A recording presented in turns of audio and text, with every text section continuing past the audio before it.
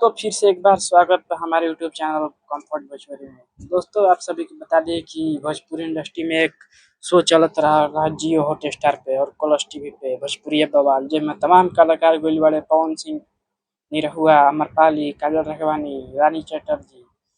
लेकिन वो शो में काफी विवाद हो रहा बा कुछ न कुछ लेके इंडस्ट्री से जुड़ल एगो विवाद और सामने उभर के आ रहा बा जेमे अमरपाली निरहुआ एक साथ बड़े और काजल रघवानी के विरोध होता है।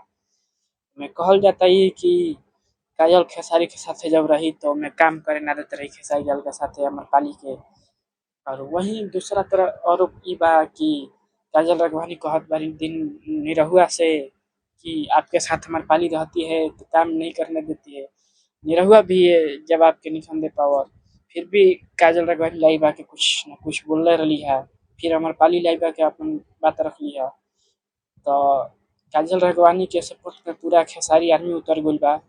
हम ये कहब काजल रघवानी से अगर तारा सपोर्ट में खेसारी आर्मी उतरल बा तो पहले खेसारी लाल यादव को तोरा इंस्टाग्राम पर फेसबुक पर फॉलो करे के पड़ी ताकि खेसारी लाल तो के सपोर्ट करो।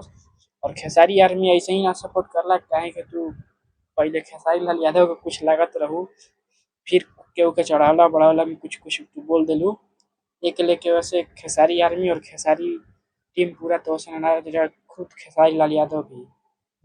हम ये कहब कि तू इंस्टाग्राम पर फेसबुक पर फॉलो कर लो और खेसारी आर्मी तोरा के फुल सपोर्ट करिए खेसारी टीम से भी मिली सपोर्ट और खेसारी लाल यादव के साथ भी तारा के काम करे का मौका मिली फिर से। हम ये कहब कि दोबारा आवत रू तो ऐसा कोनो काम मत करिए देखिए कि खेसारी आर्मी के बुरा लागे या खेसारी टीम के और खेसारी के विरोध में तोरा कुछ बोले के नहीं के केहू सिखवाला पढ़ावाला में जहाँ रहू तहाँ सही रहू।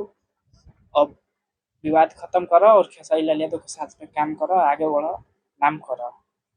जय हिंद जय भोजपुरी। अगर वीडियो अच्छा लागल होगे तो रउआ सबसे ये रिक्वेस्ट बा कि यूट्यूब पर अगर देखत हईं तो सब्सक्राइब कर ली और फेसबुक पेज पे देखत हईं तो एकरा के फॉलो जरूर करी और एगो प्यारा सा कमेंट कर देव कि वीडियो कैसन लागल। हम त नया नया वीडियो बनावत तनी उतना हमारा जानकारी नहीं है अभी शुरुआत है शुरुआत धीरे धीरे ही जीरो से ही उठ के कोई हीरो बनेला।